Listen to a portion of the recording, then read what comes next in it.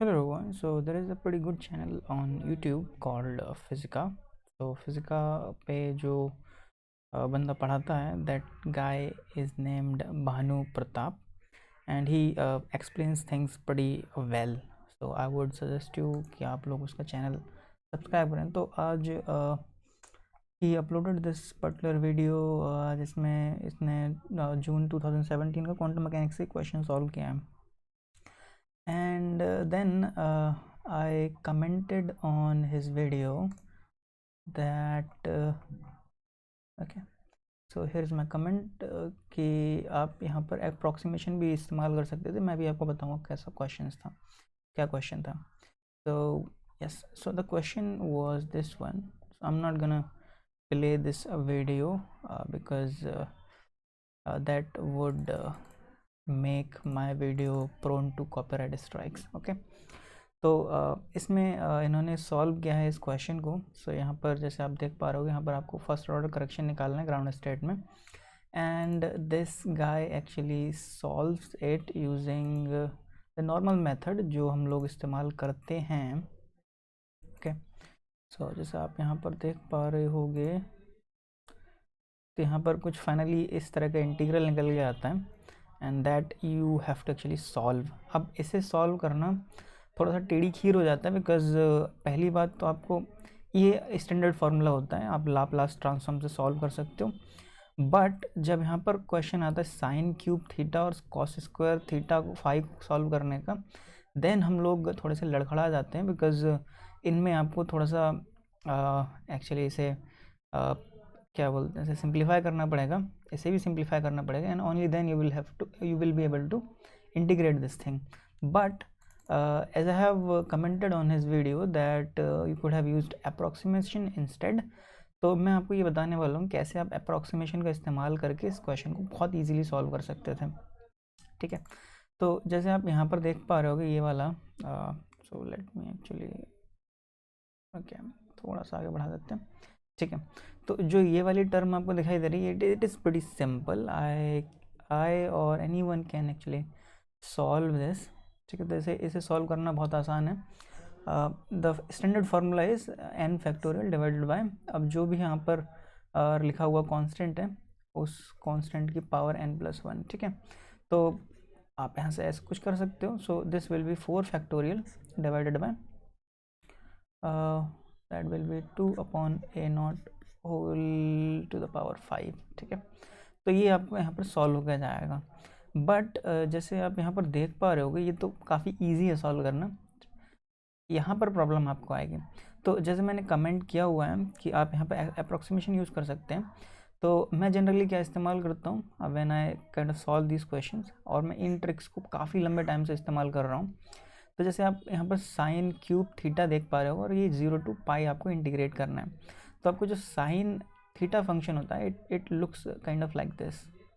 ठीक है, similar fashion में जब आप यहाँ पर साइन स्क्वायर थीटा प्लॉट करोगे तो साइन स्क्वायर थीटा कुछ इस तरीके से आता है. ठीक है, और फिर कुछ इस तरीके से निकल के आ जाएगा. राइट, वैसे ही अगर आप साइन क्यूब थीटा यहाँ पर प्लॉट करोगे, so let me actually take another pen. Sine cube theta लेके आओगे तो साइन क्यूब थीटा भी कुछ इसी प्रकार से आता है. बट अब यहाँ से कुछ इस नीचे निकल के आ जाएगा because it is cube, that means यहाँ पर जो नेगेटिव वैल्यूज़ होंगी वो वापस नेगेटिव हो जाएंगी.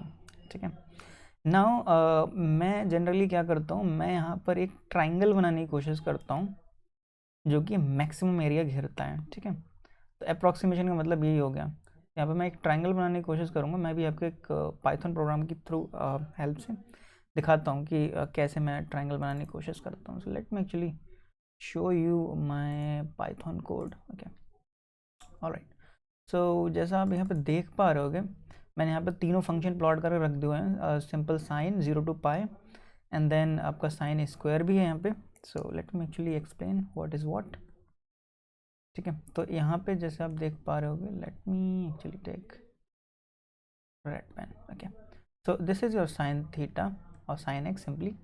This is your sin square x and this is your sin cube x. ठीक है, तो जैसे आप यहाँ देख पा रहे हो मैंने यहाँ पर एक ऐसा ट्रायंगल बना लिया है जो मैक्सिमम एरिया कवर करता है इस फंक्शन के लिए, ठीक है।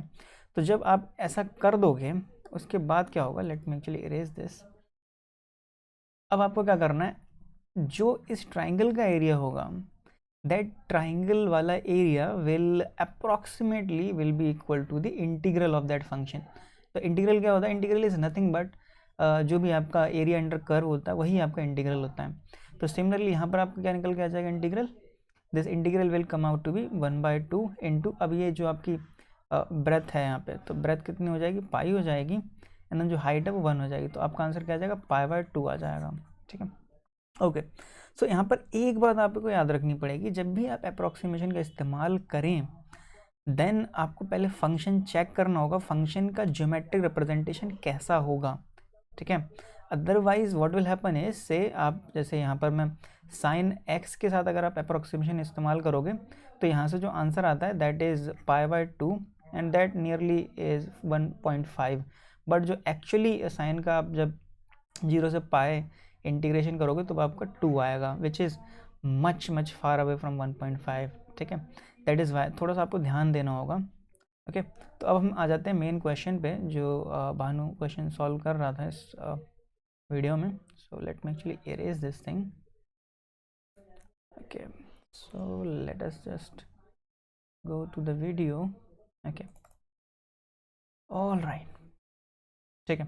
तो अब हम क्या करना है, अब हमें जैसे मैंने यहाँ पे आपको बता दिया, अब यहाँ पर मैं साइन क्यूब थीटा जो यहाँ लिखा हुआ है इसकी मैक्सिमम वैल्यू पता करने की कोशिश करता हूँ। तो इसकी मैक्सिमम वैल्यू जैसे मैं जानते हैं वैसे π/2 पे मैक्सिमम वैल्यू होगी। तो जो साइन क्यूब थीटा है या फिर ये इंटीग्रल है, late me actually solve it over here, 1/2 multiplied by 0 से पाए तक का जितना भी इंटरवल है वो मल्टीप्लाइड बाय जो मैक्सिमम वैल्यू है वो दैट विल बी 1। तो ये आपका क्या आ जाएगा, नियरली 1.5 ही आ जाएगा, क्योंकि π/2 ही आंसर आना है यहाँ पे। सिमिलरली तो मैं यहाँ पे π/2 लिख देता हूँ, और 1.5 भी लिख सकते हैं, वैसे 1.5 लिखना ज़्यादा सही रहेगा, but let's just try to solve it. तो अब इस वाले को सॉल्व करने की कोशिश कर लेते हैं। ये वाला भी बहुत ही सिंपल है, मैं यहाँ पर आपको कुछ अप्रॉक्सीमेशन करके बता देता हूँ। ओके, तो आपको जो कॉस है, कॉस कुछ इस तरह से वेरी करता है। ओके, अब इस जो कॉस स्क्वायर है, तो ये कॉस स्क्वायर कैसे वेरी करेगा, कॉस स्क्वायर कुछ इस प्रकार वेरी करेगा, ठीक है, कुछ इस प्रकार वेरी करेगा। तो एंड सिंस हमें अभी भी पता है कि हम एरिया अंडर कर्व ही निकालना है हमें, तो मैं क्या करूँगा, इस फंक्शन थोड़ा सा इधर शिफ्ट कर दूँगा, तो ये आपको क्या फंक्शन कुछ इस तरह से लगेगा, ठीक है। तो अब हम मैक्सिमम एरिया निकाल लेते हैं जो ट्राइंगल बनेगा उसका, तो आंसर आपका पाई आ जाएगा, ठीक है। पाई कैसे आ जाएगा, ये एरिया π/2 हो गया, ठीक है, क्योंकि अप्रॉक्सीमेशन आपका वही π/2 देने वाला है, और ये भी आपका π/2 हो गया। तो इसके बाद हम क्या निकाल देंगे, इसे सम कर देंगे तो पाई आ जाएगा आपका, तो आप मल्टीप्लाई कर दो पाई से, ठीक है।